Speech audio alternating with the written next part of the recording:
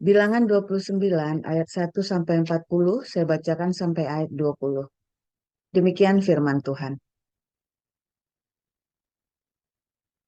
Pada bulan yang ketujuh, pada tanggal 1 bulan itu, haruslah kamu mengadakan pertemuan yang kudus. Maka tidak boleh kamu melakukan sesuatu pekerjaan berat. Itulah hari peniupan serunai bagimu. Pada waktu itu, haruslah kamu mengolah sebagai korban bakaran menjadi bau yang menyenangkan bagi Tuhan, seekor lembu jantan muda, seekor domba jantan, 7 ekor domba berumur setahun yang tidak bercela.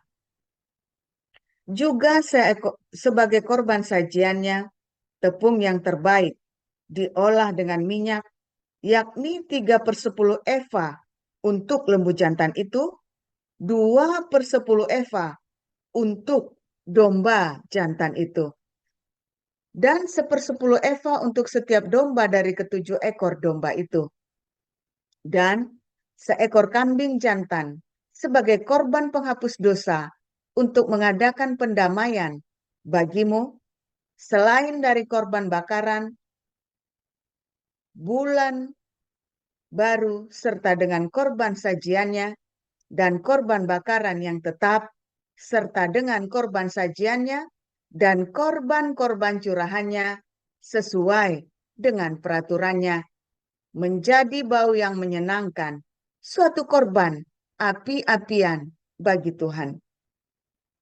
Pada hari yang ke-10, bulan yang ke-7 itu, haruslah kamu mengadakan pertemuan yang kudus dan merendahkan dirimu dengan berpuasa, maka tidak boleh kamu melakukan sesuatu pekerjaan. Pada waktu itu haruslah kamu mempersembahkan sebagai korban bakaran kepada Tuhan sebagai bau yang menyenangkan, seekor lembu jantan muda, seekor domba jantan, 7 ekor domba berumur setahun, haruslah tidak bercela semuanya itu. Juga sebagai korban sajiannya, tepung yang terbaik, diolah dengan minyak, yakni 3/10 eva untuk lembu jantan itu, 2/10 eva untuk domba jantan yang seekor itu, 1/10 eva untuk setiap domba dari ke-7 ekor domba itu, dan seekor kambing jantan sebagai korban penghapus dosa, selain daripada korban penghapus dosa, membawa pendamaian dan korban bakaran yang tetap, serta dengan korban sajiannya dan korban-korban curahannya. Pada hari yang ke-15, bulan yang ke-7 itu, haruslah kamu mengadakan pertemuan yang kudus. Maka tidak boleh kamu melakukan sesuatu pekerjaan berat. Haruslah kamu mengadakan perayaan bagi Tuhan 7 hari lamanya. Pada waktu itu haruslah kamu mempersembahkan sebagai korban bakaran, sebagai korban api-apian yang baunya menyenangkan bagi Tuhan, 13 ekor lembu jantan muda, 2 ekor domba jantan, 14 ekor domba berumur setahun, haruslah tidak bercela semuanya itu. Juga sebagai korban sajiannya, tepung yang terbaik diolah dengan minyak, yakni 3/10 eva untuk setiap lembu dari ke-13 ekor lembu jantan itu, 2/10 eva untuk setiap domba dari kedua ekor domba jantan itu. Dan 1/10 eva untuk setiap domba dari ke-14 ekor domba itu. Dan seekor kambing jantan sebagai korban penghapus dosa, selain dari korban bakaran yang tetap dengan korban sajiannya dan korban curahannya. Pada hari yang kedua, 12 ekor lembu jantan muda, 2 ekor domba jantan, 14 ekor domba berumur setahun yang tidak bercela, serta dengan korban sajiannya dan korban-korban curahannya, yakni untuk lembu-lembu jantan, untuk domba-domba jantan, dan untuk domba-domba muda itu, menurut jumlah yang sesuai dengan peraturan. Dan seekor kambing jantan sebagai korban penghapus dosa, selain dari korban bakaran yang tetap, serta dengan korban sajiannya dan korban curahannya. Pada hari yang ketiga, 11 ekor lembu jantan, 2 ekor domba jantan, 14 ekor domba berumur setahun yang tidak bercela, 21-40, serta dengan korban sajiannya dan korban-korban curahannya, yakni untuk lembu-lembu jantan, untuk domba-domba jantan, dan untuk domba-domba muda itu, menurut jumlah yang sesuai dengan peraturan. Dan seekor kambing jantan sebagai korban penghapus dosa, selain dari korban bakaran yang tetap, serta dengan korban sajiannya dan korban curahannya. Pada hari yang keempat, 10 ekor lembu jantan, 2 ekor domba jantan, 14 ekor domba berumur setahun yang tidak bercela, serta dengan korban sajiannya dan korban-korban curahannya, yakni untuk lembu jantan, untuk domba-domba jantan, dan untuk domba-domba muda itu, menurut jumlah yang sesuai dengan peraturan.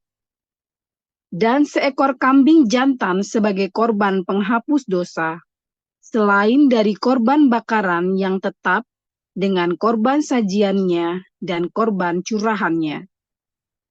Pada hari yang kelima, 9 ekor lembu jantan, 2 ekor domba jantan, 14 ekor domba berumur setahun yang tidak bercela, serta dengan korban sajiannya dan korban-korban curahannya, yakni untuk lembu-lembu jantan, untuk domba-domba jantan, dan untuk domba-domba muda itu, menurut jumlah yang sesuai dengan peraturan.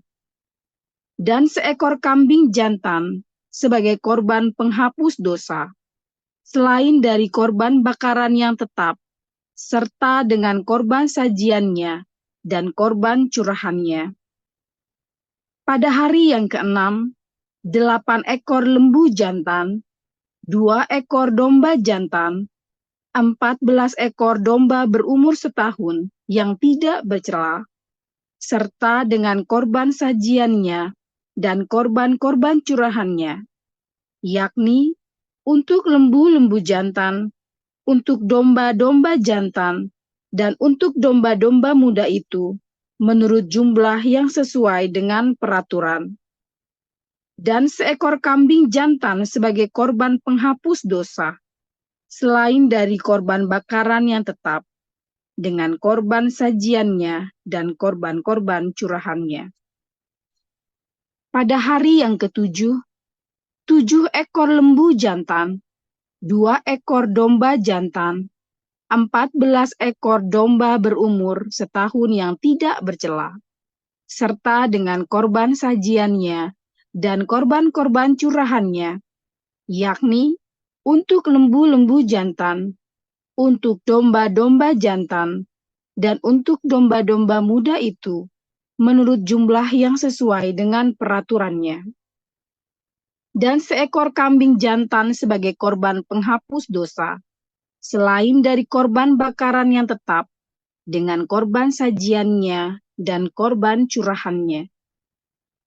Pada hari yang ke-8, haruslah kamu mengadakan perkumpulan raya, maka tidak boleh kamu melakukan sesuatu pekerjaan berat. Pada waktu itu, haruslah kamu mempersembahkan sebagai korban bakaran, sebagai korban api-apian yang baunya menyenangkan bagi Tuhan. Seekor lembu jantan, seekor domba jantan, 7 ekor domba berumur setahun yang tidak bercela. Dengan korban sajiannya dan korban-korban curahannya, yakni untuk lembu-lembu jantan, untuk domba-domba jantan, dan untuk domba-domba muda itu, menurut jumlah yang sesuai dengan peraturan. Dan seekor kambing jantan sebagai korban penghapus dosa, selain dari korban bakaran yang tetap, serta dengan korban sajiannya dan korban curahannya. Itulah semuanya yang harus kamu olah bagi Tuhan pada hari-hari rayamu sebagai korban-korban bakaranmu, korban-korban sajianmu, korban-korban curahanmu, dan korban-korban keselamatanmu, selain dari korban-korban nazarmu dan korban-korban sukarelamu. Lalu berbicaralah Musa kepada orang Israel, sesuai dengan segala yang diperintahkan Tuhan kepada Musa. Yohanes 7 ayat 1 sampai 24. Yesus pergi ke Yerusalem untuk hari raya Pondok Daud. Sesudah itu, Yesus berjalan keliling Galilea, sebab ia tidak mau tetap tinggal di Yudea, karena di sana orang-orang Yahudi berusaha untuk membunuhnya. Ketika itu sudah dekat hari raya orang Yahudi, yaitu hari raya Pondok Daud. Maka kata saudara-saudara Yesus kepadanya, "Berangkatlah dari sini dan pergi ke Yudea, supaya murid-muridmu juga melihat perbuatan-perbuatan yang engkau lakukan. Sebab tidak seorang pun berbuat sesuatu di tempat tersembunyi, jika ia mau diakui di muka umum. Jikalau engkau berbuat hal-hal yang demikian, tampakkanlah dirimu kepada dunia, sebab saudara-saudaranya sendiri pun tidak percaya kepadanya." Maka jawab Yesus kepada mereka, "Waktuku belum tiba, tetapi bagi kamu selalu ada waktu. Dunia tidak dapat membenci kamu, tetapi ia membenci aku. Sebab aku bersaksi tentang dia bahwa pekerjaan-pekerjaannya jahat. Pergilah kamu ke pesta itu, aku belum pergi ke sana karena waktuku belum genap." Demikianlah katanya kepada mereka, dan ia pun tinggal di Galilea. Tetapi sesudah saudara-saudara Yesus berangkat ke pesta itu, ia pun pergi juga ke situ, tidak terang-terangan tetapi diam-diam. Orang-orang Yahudi mencari dia di pesta itu dan berkata, "Di manakah ia?" Dan banyak terdengar bisikan di antara orang banyak tentang dia.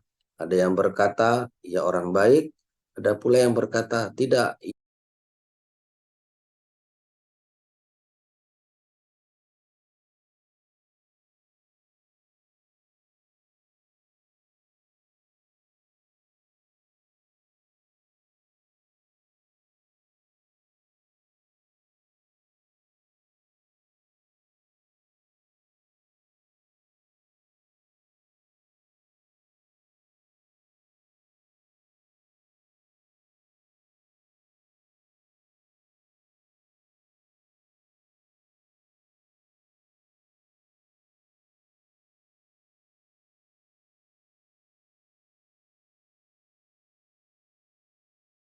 ia menyesatkan rakyat." Tetapi tidak seorang pun yang berani berkata terang-terangan tentang dia karena takut terhadap orang-orang Yahudi. Kesaksian Yesus tentang dirinya. Waktu pesta itu sedang berlangsung, Yesus masuk ke bait Allah lalu mengajar di situ. Maka heranlah orang-orang Yahudi dan berkata, "Bagaimanakah orang ini mempunyai pengetahuan demikian tanpa belajar?" Jawab Yesus kepada mereka, "Ajaranku tidak berasal dari diriku sendiri, tetapi dari Dia yang telah mengutus aku. Barang siapa mau melakukan kehendaknya, ia akan tahu entah ajaranku ini berasal dari Allah, entah aku berkata-kata dari diriku sendiri. Barang siapa berkata-kata dari dirinya sendiri, yang mencari hormat bagi dirinya sendiri. Tetapi barang siapa mencari hormat bagi Dia yang mengutusnya, ia benar dan tidak ada ketidakbenaran padanya. Bukankah Musa yang telah memberikan hukum Taurat kepadamu, namun tidak seorang pun di antara kamu yang melakukan hukum Taurat itu? Mengapa kamu berusaha membunuh aku? Orang banyak itu menjawab, engkau kerasukan setan. Siapakah yang berusaha membunuh engkau? Jawab Yesus kepada mereka, hanya satu perbuatan yang kulakukan dan kamu semua telah heran. Jadi Musa menetapkan supaya kamu bersunat. Sebenarnya sunat itu tidak berasal dari Musa, tapi dari nenek moyang kita. Dan kamu menyunat orang pada hari Sabat. Jikalau seorang menerima sunat pada hari Sabat, supaya jangan melanggar hukum Musa, mengapakah kamu marah kepadaku karena aku menyembuhkan seluruh tubuh seorang manusia pada hari Sabat? Janganlah menghakimi menurut apa yang nampak, tetapi hakimilah dengan adil. Ayat 25 sampai 52. Beberapa orang Yerusalem berkata, bukankah dia ini yang mereka mau bunuh? Dan lihatlah, ia berbicara dengan leluasa dan mereka tidak mengatakan apa-apa kepadanya. Mungkinkah pemimpin kita benar-benar sudah tahu bahwa ia adalah Kristus? Tetapi tentang orang ini kita tahu dari mana asalnya. Tetapi bila mana Kristus datang, tidak ada seorang pun yang tahu dari mana asalnya. Waktu Yesus mengajar di Bait Allah, ia berseru, memang aku kamu kenal dan kamu tahu dari mana asalku, namun aku datang bukan atas kehendakku sendiri, tetapi aku diutus oleh Dia yang benar yang tidak kamu kenal. Aku kenal Dia, sebab aku datang dari Dia, dan Dialah yang mengutus aku. Mereka berusaha menangkap Dia, tetapi tidak ada seorang pun yang menyentuh Dia, sebab saatnya belum tiba. Tetapi di antara orang banyak itu, ada banyak yang percaya kepadanya, dan mereka berkata, apabila Kristus datang, mungkinkah Ia akan mengadakan lebih banyak mukjizat daripada yang telah diadakan oleh Dia ini? Orang-orang Farisi mendengar orang banyak membisikkan hal itu mengenai Dia. Dan karena itu, imam-imam kepala dan orang-orang Farisi menyuruh penjaga-penjaga Bait Allah untuk menangkapnya. Maka kata Yesus, tinggal sedikit waktu saja aku ada bersama kamu. Sesudah itu, aku akan pergi kepada Dia yang telah mengutus aku. Kamu akan mencari aku, tetapi tidak akan bertemu dengan aku, sebab kamu tidak dapat datang ke tempat di mana aku berada. Orang-orang Yahudi itu berkata seorang kepada yang lain, kemanakah ia akan pergi sehingga kita tidak dapat bertemu dengan dia? Adakah maksudnya untuk pergi kepada mereka yang tinggal di perantauan di antara orang Yunani untuk mengajar orang Yunani? Apakah maksud perkataan yang diucapkannya ini? Kamu akan mencari aku, tetapi kamu tidak akan bertemu dengan aku, dan kamu tidak dapat datang ke tempat di mana aku berada. Dan pada hari terakhir, yaitu pada puncak perayaan itu, Yesus berkata dan berseru, barang siapa haus, hendaklah ia datang kepadaku dan minum. Barang siapa percaya kepadaku, seperti yang dikatakan oleh kitab suci, dari dalam hatinya akan mengalir aliran-aliran air hidup. Yang dimaksudnya ialah roh yang akan diterima oleh mereka yang percaya kepadanya. Sebab roh itu belum datang karena Yesus belum dimuliakan.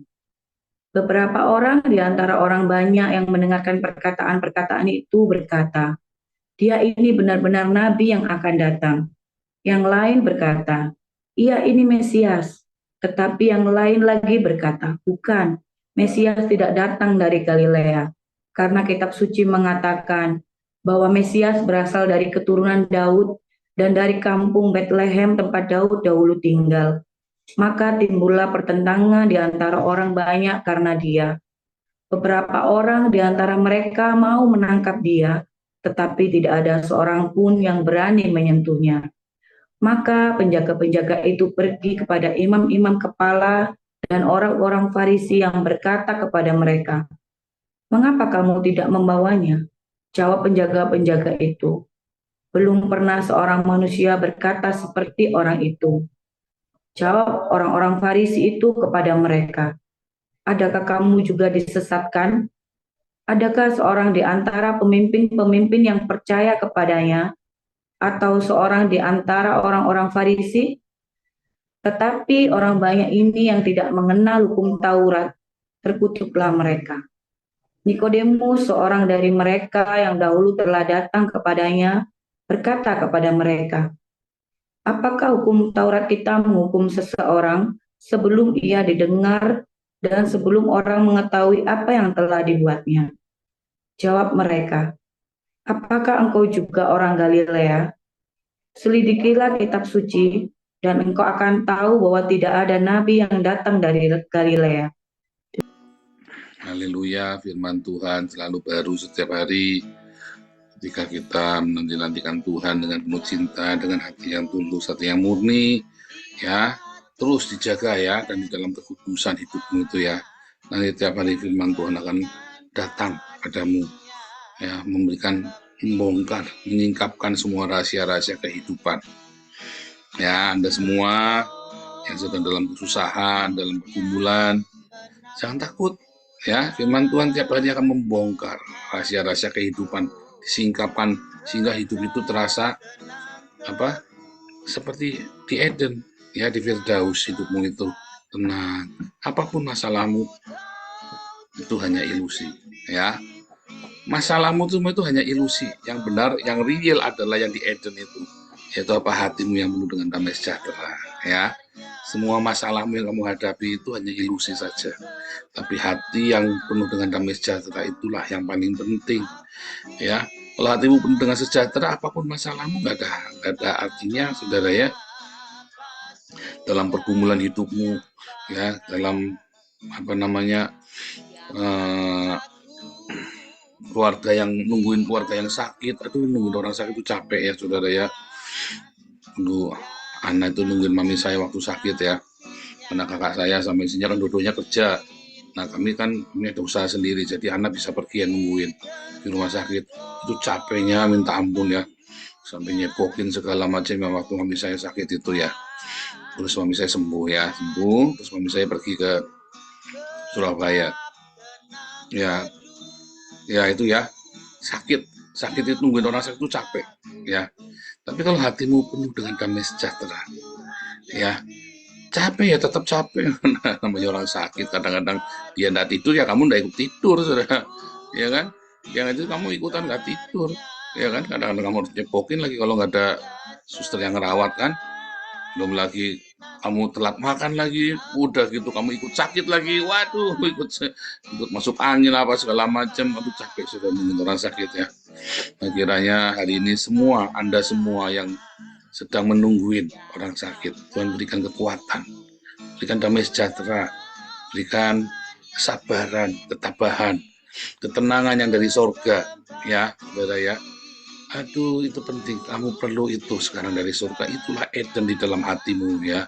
Itulah Eden yang ada di hatimu yang terpancar keluar sehingga semua orang minta Tuhan, minta taman Eden itu tercurah dari hatiku sampai semua orang yang ada di sekeliling itu merasakan taman Eden yang kamu rasakan itu, saudara.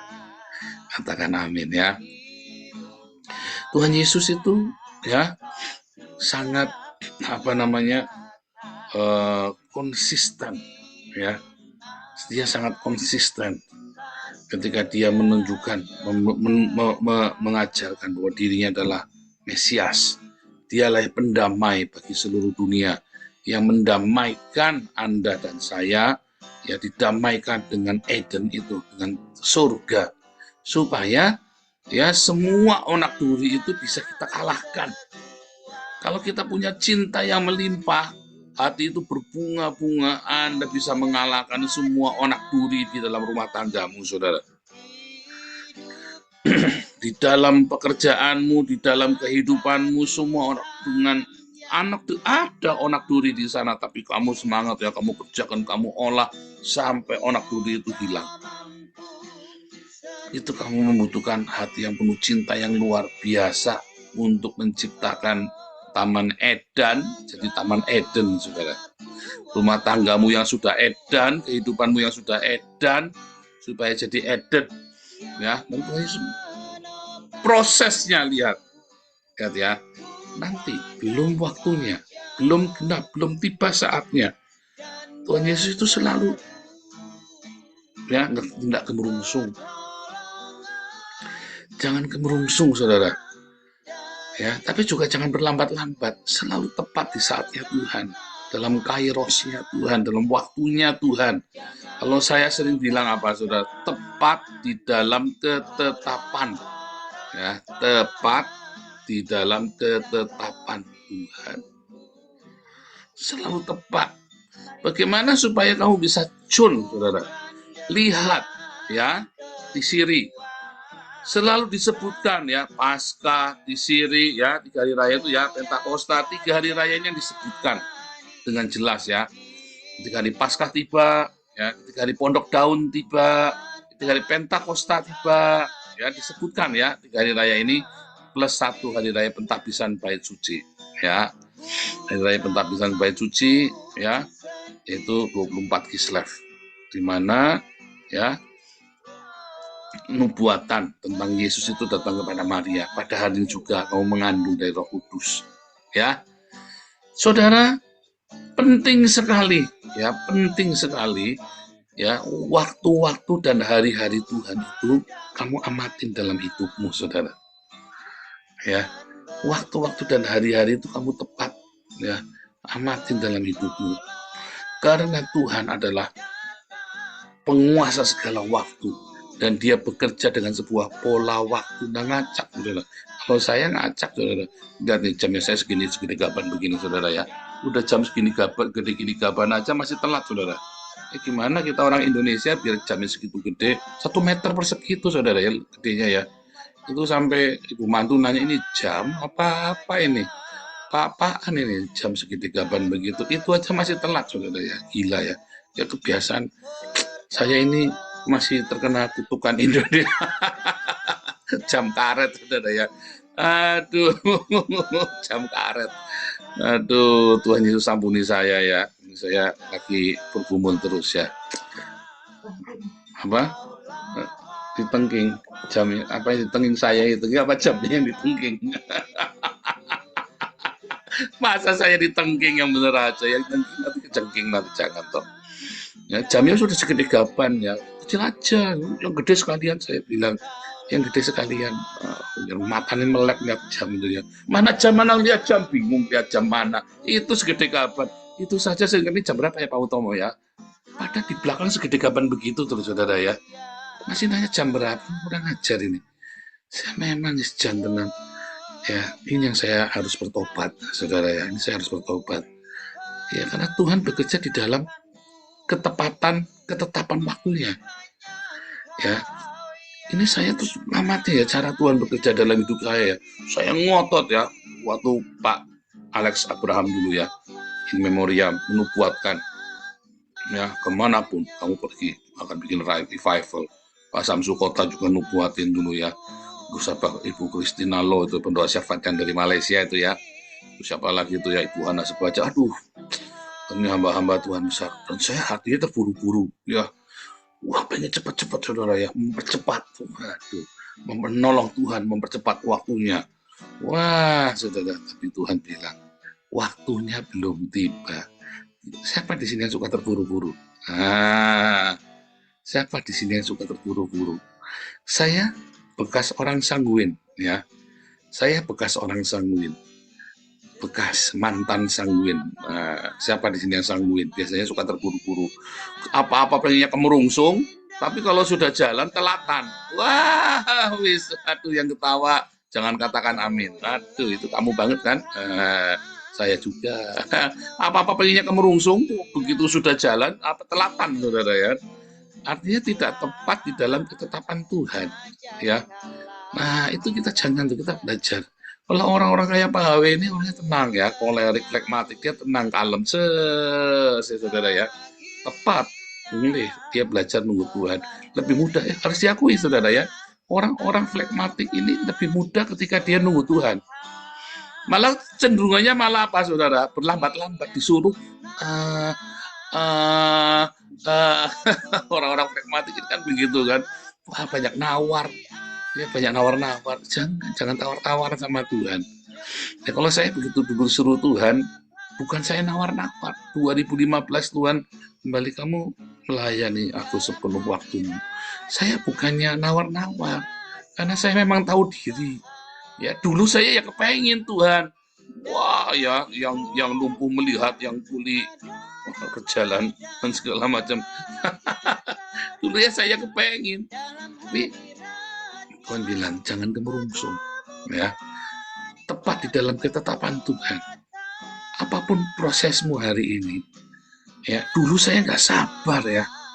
Aduh Tuhan, kapan selesainya? Padahal kalau saya sabar, ya tepat on time. Karena saya nggak sabar, saya rusak. Dengan cara apa?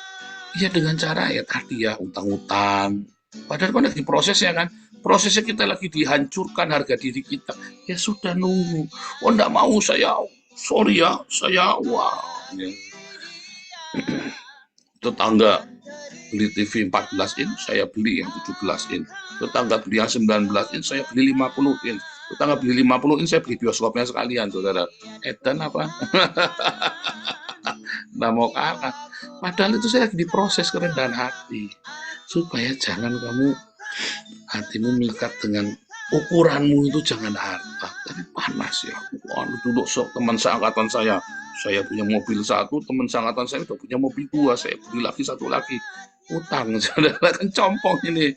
Nah itu ya, tidak menikmati prosesnya. Saya kerja ya, wah gaji sudah gede ya, zaman tahun 2000 gaji saya sudah 6,5 juta ya, saudara ya. 7,5 juta ya waktu itu ya, tahun 2000. Ya sudah lumayan ya, umur saya masih umur 25 tahun ya.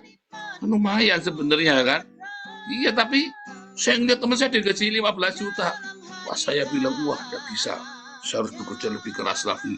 Suntup, gaji saya bisa gede ya, saudara, 15 juta. Tercapek, saudara ya. Capek. Tapi nggak tahan lama. Kenapa? Karena saya tidak melewati prosesnya. Dapatnya gampang, lepasnya gampang. Begitu saya senggolan dikit, aduh gampang cari kerjaan lagi, tak lepas goblok, saudara. Tersinggung saya. Ya kan, oh saya ini jago, apa kamu? Waduh, cuman kerjaan begitu bisa, saya cari lagi. Nggak kere kerjaanmu. Oh, nggak kere, gaji 15 juta tahun 2004. Nggak kere kan, goblok, saudara. Gaji 15 juta 2004, bonusnya Baleno 1, bilangnya nggak kere, saudara. Sombongnya minta ampun. Karena tidak prosesnya loh. Jangan cepet-cepet nikmati, saya bilang sama Wisely. Kalau kerja tenang. Kali lambat yang penting kamu jujur, kamu berintegritas, kamu punya kredibilitas, kamu rendah hati. Itu nanti naik sendiri. Lama apa cepat, kamu jangan urusin. Itu waktunya Tuhan. Oh, kerja yang cerdas, bukan kerja cerdas. Ini masalahnya kerendahan hati. Itu lebih penting. Itu nanti kamu confirm. Ini nyampainya sama, saudara. Nyampainya sama. Kau buru-buru ya. Kamu lihat ya, ini Pak W ngajari saya. Bener ya. Karena saya juga lagi ngamatin. Saya kan, ya itu tadi ya bekas sambung. Saya kalau naik mobil kan, ini kan, pengennya cepet-cepet gitu loh. Ya, pengen cepet. Bukan ngebut, saya tuh nggak terlalu suka ngebut, tapi pengen cepet-cepet buru-buru. Pak W kalau nyetir mobil tuh ngebut, saudara ya. Kalau saya dengar ceritanya lari 150, saya mah nggak benar lari 150. Tapi waktu saya lihat ada perbaikan jalan begitu, jalannya kan dipecah begitu kan, terus kuning. Pak W bilang, jangan disalip, kamu tungguin saja, nanti kan nyampe sendiri. Nyampenya sama, kamu ngebut-ngebut juga nyampe nya sama. Alah bahaya. Tapi kan bener juga ya. Terus sekarang saya udah nggak mau ya tuh nyosor-nyosor begitu, kenapa tak ikutin aja jalur kuningnya itu ya. Ya nyampe cuma beda 3 menit, 4 menit saudara bedanya. Terus saya belajar mulai ya. Saya mulai di Belanda ini saya belajar nyetir. Oke tenang, jangan kepengen nyelip. Jangan kepengen nyalip, biasa saja ya. Tuh, pakai dipanteng aja. Nyampenya sama ya. Wah, ngebut-ngebut ya. Nyampenya sama saudara akhirnya. Ngamatin nggak ada yang suka kebut-kebutan di tol tuh ya. Dulu saya bangga ya, Dana Semarang Jakarta 4,5 jam. Nggak ngepikir tuh mobilnya nyerongsok semua kemana-mana ya. belum ada jalan tol dulu ya, Semarang Jakarta 4,5 jam saya loh, gila loh saudara. Larinya berapa dulu ya dulu. Tapi setelah saya di Eropa ini semua orang tenang ya. Kenapa saya nggak bisa tenang ya? Apa yang nggak ada ngejar apa-apa kan? Saya bisa tenang enak saudara ya. Apalagi di Eropa ini kan mobil sekarang kan ada cruisernya itu kan, supaya kita manteng lari 100 terus, ya kan? Nah itu ya. Ternyata kita belajar nunggu timingnya Tuhan. Itu enak loh saudara. Jangan kemerungsung, jangan pengen cepet-cepet, jangan pengen cepet-cepet sukses, ya, jangan pengen cepet-cepet kaya, jangan pengen cepet-cepet selesai masalahmu. Biasa aja. Ada masalah dihadap, itu selesai sendiri, nggak usah pengen cepet-cepet, itu selesai sendiri. Tapi kalau kamu berlama-lama, responmu salah, malah tambah lama. Ya, kamu ngebut-ngebut, tabrakan di jalan, malah nggak nyampe. Ya kan? Biasa aja tenang. Ya, iya Pak Paulus sudah 50 saya sekarang baru bisa ngomong begitu, dari dulu kayak ngomongnya gitu ya. Tapi saya ngeliat teman-teman saya dulu, ya banyak yang masih umur 30-40 dia sudah tenang ya. Itu sebenarnya adalah proses kedewasaan di dalam diri manusia, ya, dan pengalaman hidup tentunya ya. Saya kebetulan rada bandel ya, umur 50 baru ngerti. Untung saya ngerti ya. Banyak orang udah 70 tahun, 80 tahun masih geragas, masih pengennya ke bawah nafsu ya. Nafsunya besar, tenaganya udah nggak ada, disenggol aja rubuh, nafsunya gede banget saudara ya. Kadang-kadang udah tua tapi nafsunya gede. Aduh, udah berhutang, nafsunya masih kemana-mana, masih pengen punya istri 3. Aduh, nggak karu-karuan. Tapi ya itu ya, Anda yang seberapapun usia Anda, karena ini kedewasaan itu tidak masalah usia. Kedewasaan adalah pengalaman hidup dan kamu mau apa enggak menjadi dewasa. Ya, kamu belajar tenang. Seperti Tuhan, tunggu waktunya. Ada waktu tisi, ya kan? Ada Peska, ada Pesah, ada Tisirib, ada Safot, Pentekosta, ada semua ya, ada 7 waktu, ada 7 perayaan. Itu semua ada prosesnya, dan Tuhan selalu bilang, waktuku belum tiba. Jadi kalau disuruh kemana-mana, Tuhan tunggu sampai waktunya tiba. Saudara ngamatin nggak ketika doamu, ya Tuhan, doamu tidak dikabulkan, dijawab tidak. Karirmu pengen naik buru-buru, tapi Tuhan tidak kasih. Ini bukan nenang-nenangin hatimu, saudara, bukan. Saya nggak bilang kamu lagi sial ya, kamu lagi tenang, kamu diduluin sama orang baru. Kemarin siapa ya konseling aku hari Minggu itu ya, dibalak orang terus. Kamu tenang, jaga hidupmu di dalam integritas, kredibilitas, kapabilitasmu tingkatkan, rendah hati senantiasa, ucapkan kata-kata yang enak sama atasanmu. Jangan sengak, jangan sengit ya saudara ya. Belajar ucapan yang enak. Atasanmu tuh bukan kamu jilat, tapi atasanmu kalau diserang terus ya capek kupingnya saudara ya. Lama-lama kamu disentak juga sama dia nanti. Tapi yang tenang, tapi kamu disalip terus Pak. Kadang-kadang ini anak muda yang nyalip saya. Kamu tenang, selama kamu beres hidupmu, kamu tenang. Karena waktunya Tuhan. Karena mungkin ya, dan kebanyakan termasuk saya, karena karir saya cepat, jatuhnya juga cepat, jatuhnya sakit sekali, dan akhirnya saya nyaris murtad. Ya, itu saya flashback ya, waktu saya ngeliat video kehidupan saya. Anak itu bolak-balik bilang, aku tuh gak kepengen punya suami yang sukses, yang biasa-biasa saja, tapi hidupnya tenang di rumah, anteng, gak marah-marah. Ya kan, kalau kamu ngejar karirmu sekuat tenaga kan kamu ngamukan saudara, ngamukan ya, mengantukan nentutan saudara ya, repot saudara kalau kamu ngotot begitu. Nikmati waktunya Tuhan. Sebentar, ini jam berapa, segede kapan? Oke, sedikit lagi ya, dikit lagi. Jadi Tuhan Yesus pun belajar, Tuhan Yesus mengajari kita ya tentang waktu, tepat di dalam waktu Tuhan. Kita juga harus belajar seperti itu saudara, belajar. Makanya ada tadi ya, Tuhan Yesus itu, kehidupan Tuhan Yesus, lahirnya 15 Tisiri, waktu disalib tanggal 14 Nisan, waktu Pentakosta turun, ya kan, tanggal 7 bulan Sivan. Semua waktu-waktunya Tuhan Yesus itu ada waktunya saudara. dan tidak bisa meleset. Makanya kita belajar, Tuhan, ajar kami Tuhan menghitung hari-hari supaya kamu dewasa, supaya kamu tepat, supaya kamu jangan kemurungsung. Ojo kesusu Pak Utomo neng bokong wae, jangan. Ya, bukan masalah kesusu sama dibokong. Ini masalahnya jangan buru-buru, tapi jangan lama-lama, jangan berlambat-lambat. Pas waktunya Tuhan. Dari mana kita tahu? Kalau kamu punya cinta yang melimpah dalam hidupmu, latih cinta itu dengan kedisiplinan. Karena cinta itu sebuah taman, kamu harus rawat dengan kedisiplinan. Kalau taman itu kamu tidak rawat dengan kedisiplinan, kamu lalai sebentar saja, taman itu rusak, saudara. Ya, rusak. Makanya tepat di dalam ketetapan Tuhan. Tuhan tolong kami supaya tetap kami selalu tepat di dalam ketetapan-Mu. Ya, itu doa kita semua ya. Dan itu membuat kita jadi dewasa, jadi bijak. Sehingga kita selalu peka dengan apa maunya Tuhan. Tuhan Yesus memberkati.